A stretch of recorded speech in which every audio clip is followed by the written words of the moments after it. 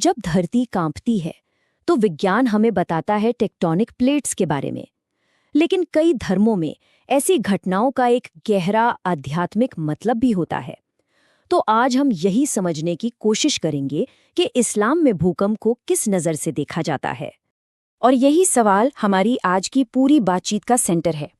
क्या हो अगर ज़मीन का ये हिलना सिर्फ एक जियोलॉजिकल घटना ना हो, बल्कि ये किसी गहरी चीज़ की तरफ इशारा कर रहा हो। तो चलिए शुरू करते हैं सबसे पहली और शायद सबसे आम व्याख्या से।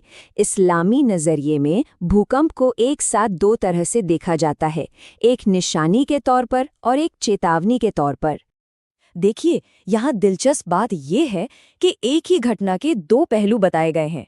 एक तरफ ये अल्लाह की ज़बरदस्त ताकत को दिखाता है, एक रिमाइंडर है कि इस कायनात के सामने इंसान कितना छोटा है, और वहीं दूसरी तरफ इसे उन समाजों के लिए एक सीधी चेतावनी भी माना जाता है जो शायद नाइंसाफ़ी या गलत कामों के रास्ते पर चल पड़े हों। और देखिए, जब कोई चेतावनी दी जाती है तो उसका मकसद होता है तौबा के लिए प्रेरित करना। तौबा यानी अपने किए पर पछतावा करना, अल्लाह से माफ़ी मांगना और ये तय करना कि आइंदा सही रास्ते पर चलेंगे। चेतावनी और पश्चाताप की इसी बात से एक और गहरा मतलब जुड़ा है, और वो ये कि भूकंप एक आजमाइश यानी विश्वास या आस्था की एक बड़ी परीक्षा भी हो सकता है। और ये परीक्षा भी सबके लिए एक जैसी नहीं होती। ऐसा माना जाता है कि जो नेक लोग हैं उनके लिए ये मुश्किल हालातों में उनके सब्र की परीक्षा है, और वहीं जो लोग गलत रास्ते पर हैं उनके लिए ये एक मौका है कि वे अपने कामों पर दोबारा सोचें, उन्हें सुधारें और माफ़ी का रास्ता अपनाएं। यहाँ सब्र का मतलब सिर्फ चुपचाप सब कुछ सहना नहीं है, इसका एक गहरा मतलब है मुश्किल से मुश्किल वक्त में भी यकीन और भरोसे के साथ डटे रहना, ये मानते हुए कि हर हाल में अल्लाह की कोई मर्जी शामिल है। अच्छा, अब आते हैं इसके एक और बहुत ही दिलचस्प पहलू पर जो इसे भविष्य से जोड़ता है। भूकंप को क़यामत यानी दुनिया के अंत के समय की एक निशानी भी माना जाता है।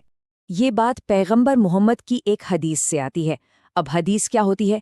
ये उनके कहे गए कथन और कामों का एक कलेक्शन होता है। तो इस भविष्यवाणी के मुताबिक क़यामत के नज़दीक आने की एक निशानी ये होगी कि भूकंप बहुत ज़्यादा और बार बार आने लगेंगे। तो ये क़यामत क्या है? आसान शब्दों में ये फैसले का दिन है, वो आखिरी दिन जब पूरी इंसानियत को दोबारा जिंदा किया जाएगा और दुनिया में उनके किए गए कामों का हिसाब किताब होगा। और इस बात की अहमियत का अंदाज़ा आप इसी से लगा सकते हैं कि कुरान का एक पूरा चैप्टर 99वां सूरा, उसका नाम ही अल-ज़लज़ला है, जिसका मतलब होता है भूकंप।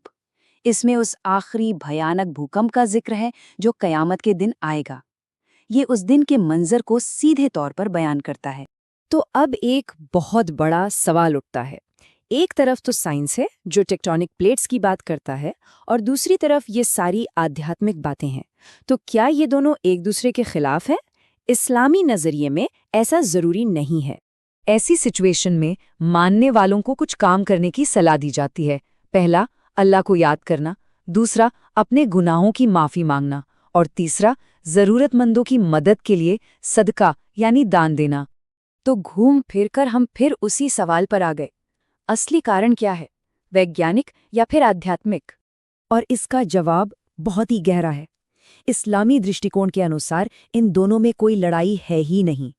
ये माना जाता है कि विज्ञान जिन नियमों की खोज करता है, जैसे टेक्टोनिक प्लेट्स का खिसकना, वो नियम खुद अल्लाह ने ही बनाए हैं। तो इसको ऐसे समझ सकते हैं कि विज्ञान हमें बताता है कि भूकंप कैसे आता है, यानी वो पूरी प्रक्रिया समझाता है, और आस्था हमें ये समझने में मदद करती है कि ये क्यों हुआ, यानी इसका गहरा मकसद और सबक क्या हो सकता है। तो ये एक ही सिक्के के दो पहलू हैं जो एक दूसरे का जवाब देते हैं। और आखिर में ये पूरी बातचीत हमें एक बहुत बड़े सवाल पर लाकर छोड़ देती है। जब दुनिया में इतनी उथल-पुथल होती है, चाहे वो भूकंप हो या जिंदगी की कोई और मुश्किल, तो हम इंसान उसमें अपने लिए कोई मतलब कैसे ढूंढते हैं? ये एक ऐसा सवाल है जिसका जवाब शायद विज्ञान और आस्था दोनों मिलकर देने की कोशिश करते हैं।